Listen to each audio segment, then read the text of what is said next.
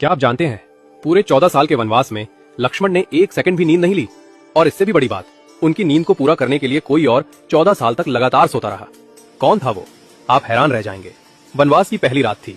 भगवान राम और सीता गहरी नींद में थे, लेकिन लक्ष्मण की आंखें जाग रही थी।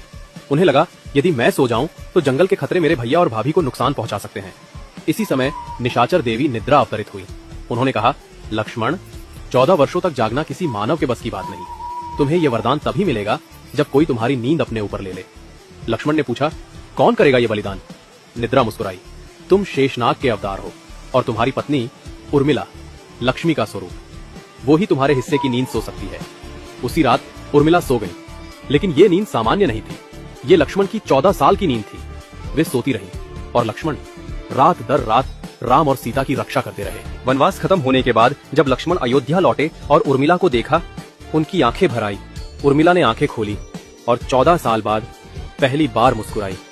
लक्ष्मण ने कहा, तुम्हारे इस त्याग के बिना मैं इस धर्म को निभा ही नहीं पाता।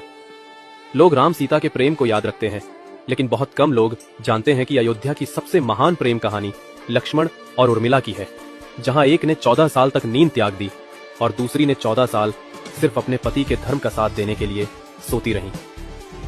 ये कहानी हमें सिखाती है, सच्चा त्याग बिना शोर के किया जाता है। जय श्री राम।